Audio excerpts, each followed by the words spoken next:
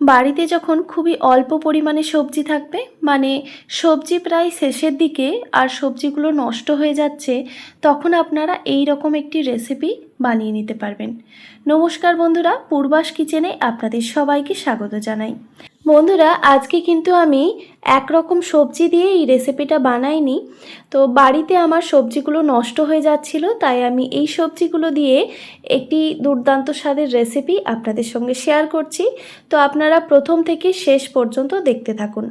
তো সরাসরি আমি রান্নার দিকে চলে গেলাম। প্রথমে একটি কড়াইতে দিয়ে দিলাম সামান্য পরিমাণে সর্ষের তেল। তারপর দেখুন এখানে আমি পটল এই রকম খোসা ছাড়িয়ে এরকম সরু সরু করে কেটে রেখেছি। পটলগুলো একটু হলুদ হলুদ হয়ে যাচ্ছিল, তাই পটলগুলোকে এরকম ছোট ছোট টুকরো করে কেটে নিয়েছি। তারপর পরিষ্কার করে ধুয়ে এবার আমি পটলগুলোকে প্রথমে ভেজে নেব। আর পটলগুলো ভাজার সময় অবশ্যই স্বাদমতো নুন দিয়ে দিতে হবে। এবার গ্যাসের ফ্লেমটা লো টু মিডিয়ামে রেখে পটলগুলোকে বেশ লালচে রং করে ভেজে নিতে হবে। আজকে আমি খুবই কম তেল মশলায় আজকের এই রেসিপিটি আপনাদের বানিয়ে দেখাচ্ছি। খুবই কম তেল মশলায় এই রেসিপিটা হয়ে যাবে, কিন্তু খেতে হবে দুর্দান্ত। তো দেখুন গ্যাসের ফ্লেমটা লো টু মিডিয়ামে রেখে আমি পটলগুলোকে ভেজে নিয়েছি। তো ভাজা হয়ে গেছে, এবার আমি পটলগুলোকে একটি পাত্রে তুলে নিচ্ছি।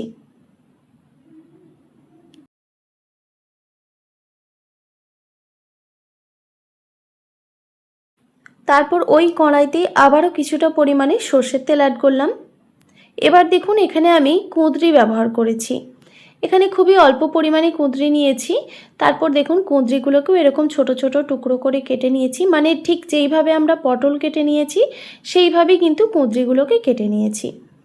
তারপর এই কুঁদরিগুলোকেও ভেজে নিতে হবে। এবার কুঁদরি ভাজার সময় অবশ্যই স্বাদমতো নুন দিয়ে একটি ঢাকনা দিয়ে ঢেকে রেখে দিয়েছিলাম, যাতে সবজিটা তাড়াতাড়ি সেদ্ধ হয়ে যায়। তো দেখুন বন্ধুরা, বেশ কিছুক্ষণ আমি ঢাকা দিয়ে একটু ভেজে নিয়েছি। গ্যাসের ফ্লেমটা লো টু মিডিয়ামে রেখে কুঁদরিগুলো কিন্তু ভাজা হয়ে গেছে। এবার আমি এগুলোকে তুলে নিচ্ছি। পটলের সঙ্গেই আমি এই সবজিটাকেও তুলে নিচ্ছি। তারপর কড়াইটা দেখুন খুবই পুড়ে গেছে, তাই কড়াইটা আবারও পরিষ্কার করে ধুয়ে বসিয়ে দিলাম। তারপর এখানে দেখুন পরিমাণ মতো সর্ষের তেল অ্যাড করেছি। এবার তেলটা খুব ভালোভাবে গরম করে নিতে হবে। বন্ধুরা, এখানে বলে রাখি, আমি কিন্তু সাধারণত সর্ষের তেলেই রান্না করি, তবে আপনারা চাইলে কিন্তু আপনাদের পছন্দ মতো তেলে রান্নাটা করে নিতে পারেন। তারপর দেখুন এখানে আমি কয়েকটা চিংড়ি মাছ নিয়েছি। চিংড়ি মাছগুলোকে কেটে পরিষ্কার করে ধুয়ে তারপর নুন হলুদ মাখিয়ে রেখেছিলাম আগে থেকেই। এবার এই মাছগুলোকে এখানে ভেজে নিতে হবে গ্যাসের ফ্লেমটা লো টু মিডিয়ামে রেখে। প্রথমে আমি গ্যাসের ফ্লেমটা হাই করে দিয়েছিলাম, তারপর কিছুক্ষণ পর গ্যাসের ফ্লেমটা লো টু মিডিয়ামে রেখে মাছগুলোকে ভেজে নিতে হবে। তো দেখুন বন্ধুরা, গ্যাসের ফ্লেমটা লো টু মিডিয়ামে রেখে মাছগুলোকে সুন্দরভাবে ভেজে নিয়েছি। তো ভাজা হয়ে গেছে, এর থেকে আর বেশি ভাজবো না, কারণ চিংড়ি মাছ বেশি ভাজলে দেখবেন শক্ত হয়ে যায়, তাই অবশ্যই হালকা করে ভেজে তারপর নামিয়ে নিতে হবে।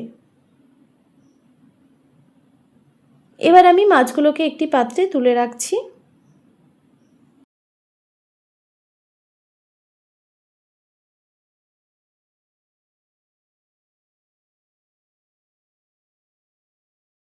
মাছগুলো সব কড়াই থেকে তুলে নেওয়ার পর ওই তেলের মধ্যেই দিয়ে দিচ্ছি এখানে কেটে রাখা আলু আর পেঁয়াজ, আর ঝালের জন্য দুটো কাঁচা লঙ্কা চেরা ব্যবহার করলাম।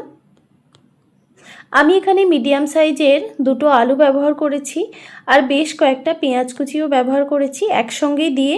এবার স্বাদমতো নুন দিয়ে আলু পেঁয়াজ একসঙ্গে ভেজে নেব। বন্ধুরা, এই আলু পেঁয়াজ ভাজার সময় অবশ্যই গ্যাসের ফ্লেমটা একদম লোতে রেখে একটি ঢাকনা দিয়ে ঢেকে রেখে দিতে হবে, যাতে আলুগুলো সুন্দরভাবে সুসেদ্ধ হয়ে যায়। তো বেশ কিছুক্ষণ আমি ঢাকা দিয়ে রেখে দিয়েছিলাম গ্যাসের ফ্লেমটা একদম লোতে রেখে।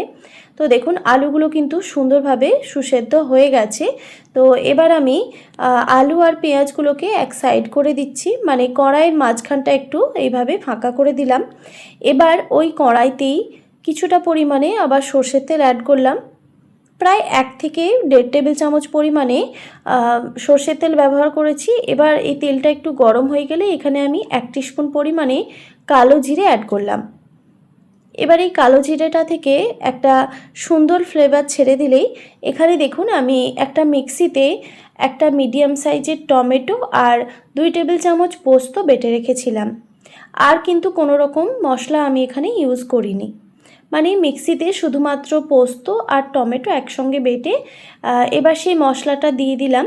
এবার দেখুন মিক্সির মগ ধোয়ার সামান্য পরিমাণে জল দিয়ে এবার এখানে আমি হলুদ গুঁড়ো আর খুবই সামান্য পরিমাণে লঙ্কার গুঁড়ো অ্যাড করলাম। ব্যাস, আর কোনো রকম মশলাই কিন্তু এই রেসিপিতে লাগবে না। এবার এই মশলাটাকে খুব ভালোভাবে কষিয়ে নিতে হবে গ্যাসের ফ্লেমটা মিডিয়াম টু হাই রেখে।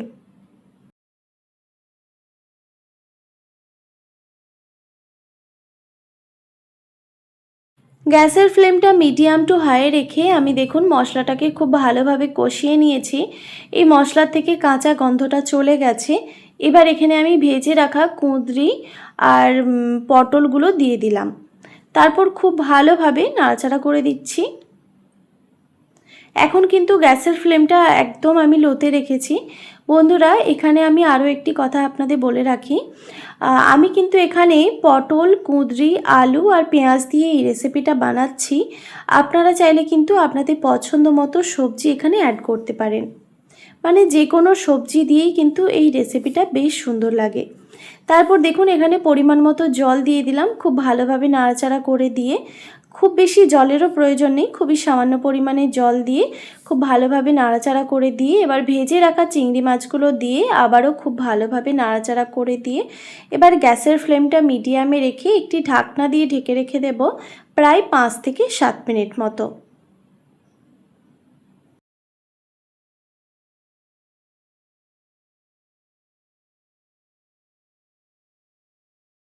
5 থেকে 7 মিনিট পর আমি ঢাকাটা সরিয়ে নিলাম। তো দেখুন বন্ধুরা, আমাদের রেসিপি কিন্তু একদম রেডি হয়ে গেছে। তো আবারও আমি ভালোভাবে নাড়াচাড়া করে দিয়ে এবার সবজিগুলো সুন্দরভাবে সেদ্ধ হয়েছে কিনা সেটা চেক করে নেব। তো দেখুন সুন্দরভাবে কিন্তু সবজিগুলো সেদ্ধ হয়ে গেছে আর আমাদের রেসিপি একদম রেডি হয়ে গেছে। এবার আমি গ্যাসের ফ্লেমটা অফ করে এটিকে গরম গরম রুটি কিংবা পরোটা কিংবা ভাতের সঙ্গেও আপনারা পরিবেশন করতে পারেন। তো আজকে আমি রুটির সঙ্গে পরিবেশন করছি। তো দেখুন বন্ধুরা, দেখতে কতটা লোভনীয় হয়েছে আর খেতেও কিন্তু অসম্ভব টেস্টি হয়। আপনারা অবশ্যই এই পদ্ধতিতে একবার হলেও এই রেসিপিটি ট্রাই করবেন। আশা করি আজকের এই সহজ সরল রেসিপিটি আপনাদের ভালো লেগেছে। ভালো লেগে থাকলে অবশ্যই একটি like, comment, share and subscribe করে দেবেন আর পাশে থাকা বেল আইকনটিও প্রেস করে দেবেন।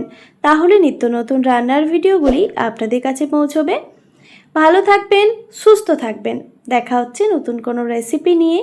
আর এতক্ষণ আমার সঙ্গে থাকার জন্য আপনাদের সবাইকে অনেক ধন্যবাদ।